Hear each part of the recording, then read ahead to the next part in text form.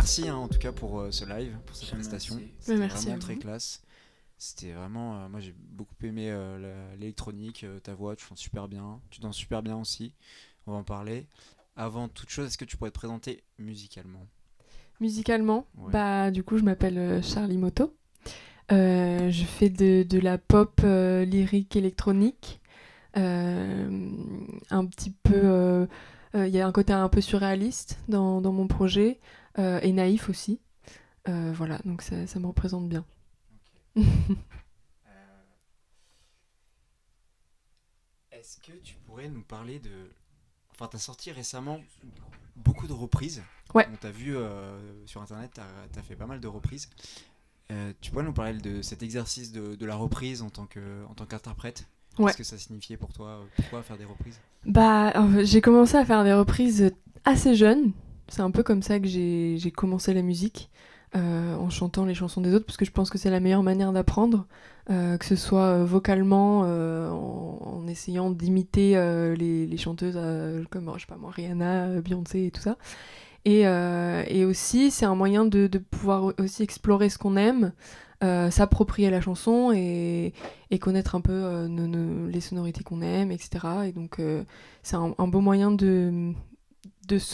d'apprendre à se connaître et à faire aussi découvrir son travail parmi les autres gens, parce qu'au moins ils arrivent à s'identifier au moins à quelque chose qu'ils connaissent, mais c'est un peu différent, donc ça permet d'entrer un petit peu dans mon univers de manière smooth.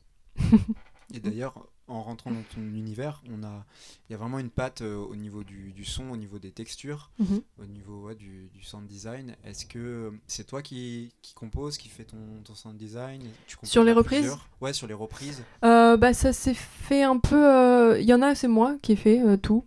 Genre la reprise de Terre Noire par exemple. Et d'autres que j'ai travaillé avec Balthazar Picard, qui bosse aussi la majorité de mes prods sur mon projet.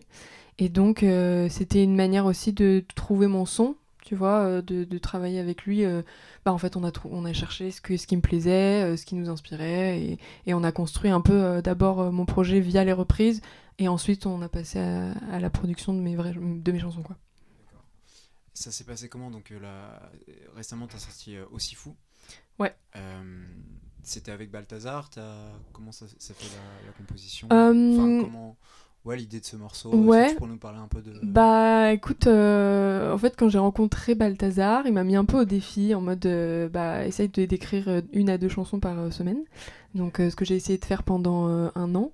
Et donc j'avais un bon stock de chansons, donc en fait toutes les chansons je les ai faites moi-même, tu vois, des pré-prod sur mon ordi. Et je m'attardais sur les mélodies, sur la structure et les paroles. Et donc dans le lot il y avait Aussi Fou. C'est une des premières d'ailleurs, je crois. Et ensuite, on a retravaillé la chanson avec les prods, ensemble, avec Balthazar. Euh, dans ta musique, enfin, j'entends... comme il y avait un peu dans La Frange et un peu comme dans Couturier, pour moi, il y a une part de... Bah, je sais pas, mais j'entends une part de mélancolie. Ouais. Est-ce que ça... C'est quoi ton rapport à la mélancolie? C'est la question que j'ai envie de poser ce soir. Bah écoute, moi quand j'étais plus jeune, enfin encore maintenant en vrai, j'écoute beaucoup de chansons tristes.